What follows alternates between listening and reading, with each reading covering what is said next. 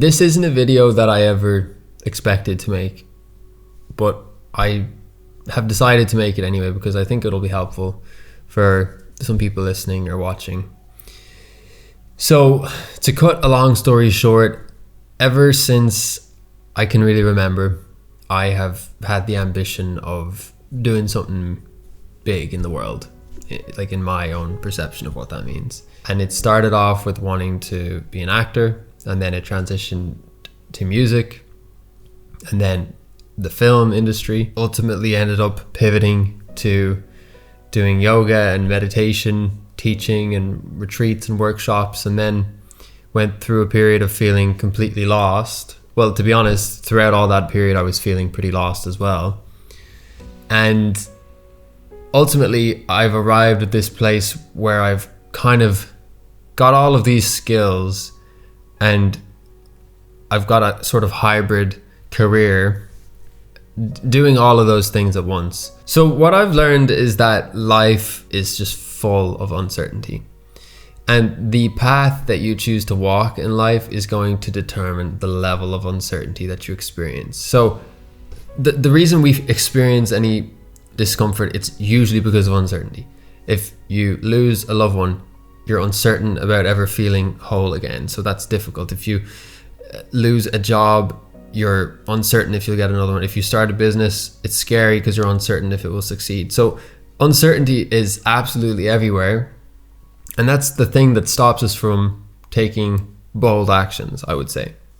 Now, when it comes to, let's say, alternative career paths, I think it's a common misunderstanding that choosing a traditional path is certain, it's safe.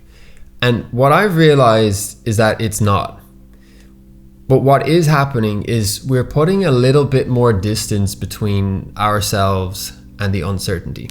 So to take, let's say, a job in a company, the owner of that company, they are dealing with a lot of uncertainty because uncertainty is the nature of life. You don't know when business is going to come. You don't know when business is going to go. You don't know when the rent's going to go up. You don't know when there's going to be a recession, whatever.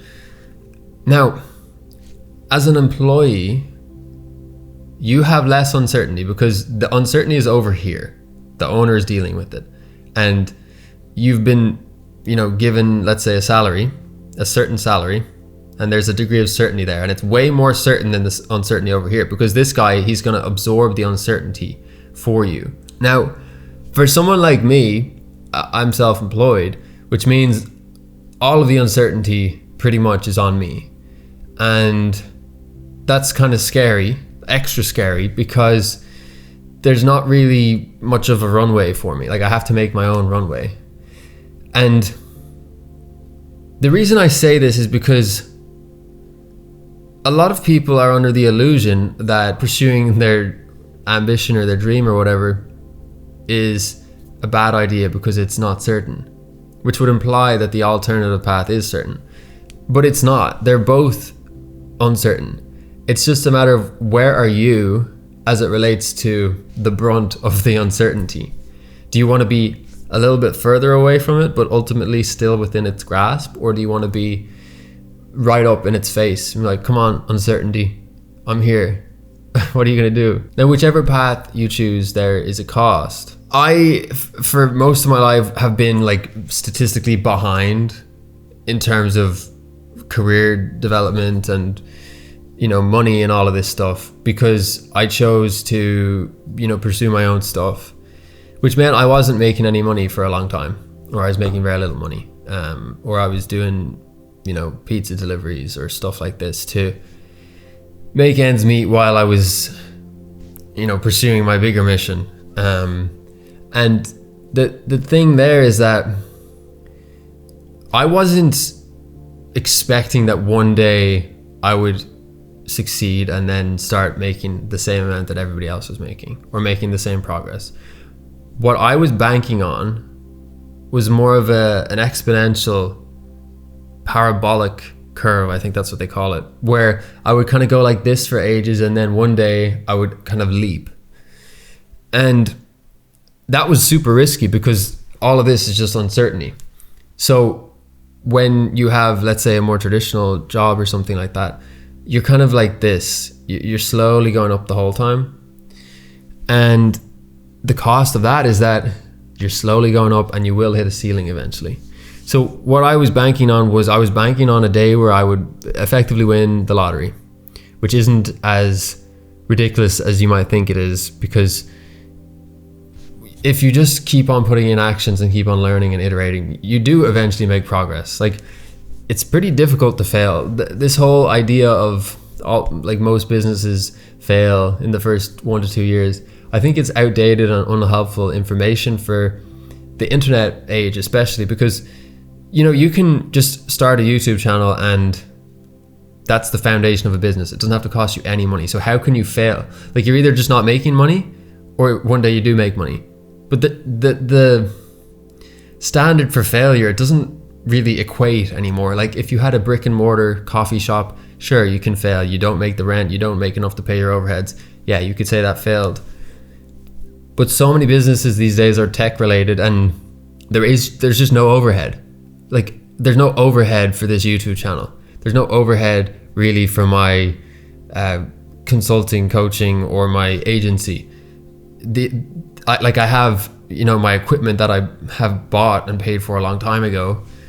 But other than that, it's just my time. I couldn't reverse engineer for you the way that my path unfolded.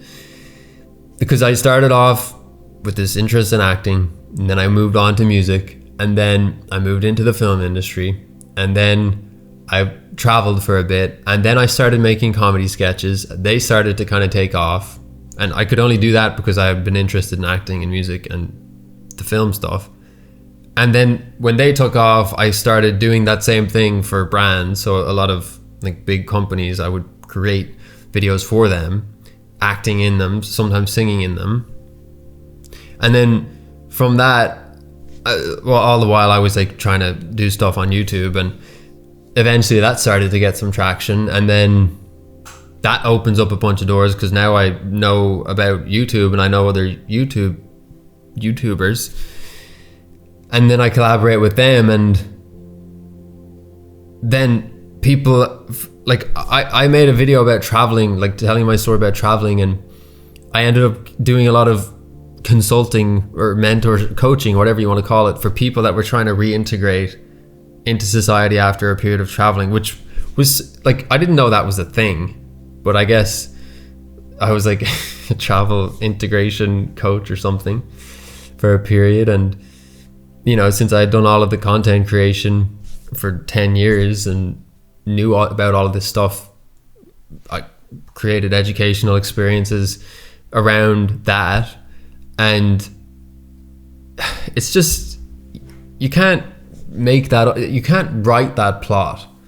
You can only look at that plot and be like, okay, that kind of makes sense, but it still doesn't really make sense. So here's the thing about opportunity cost. If you choose a more certain path, you're getting more certainty. And part of that more certainty is a more certain income. And typically it's going to be on the lower end. If you choose uncertainty, my God, yeah, you'll make zero. You will make nothing for a long time. You'll be delivering pizzas like I was. But one day, you've got all that uncertainty up at the top as well. And up there you can make a lot. You can have the most rich experiences.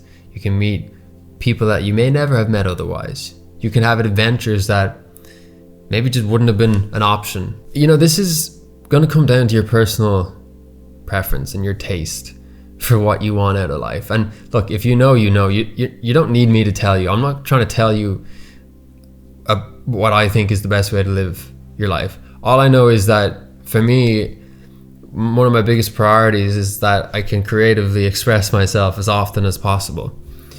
And if I can turn that into a revenue stream, that's wonderful.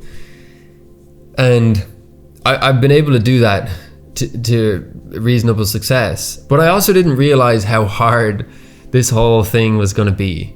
All I can say is that if you put in the action and if you're actually committed to it, the only way is up.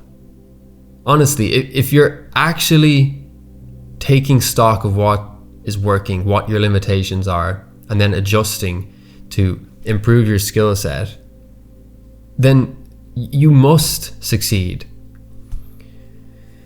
I think if you're capable of working for someone, you're capable of working for yourself.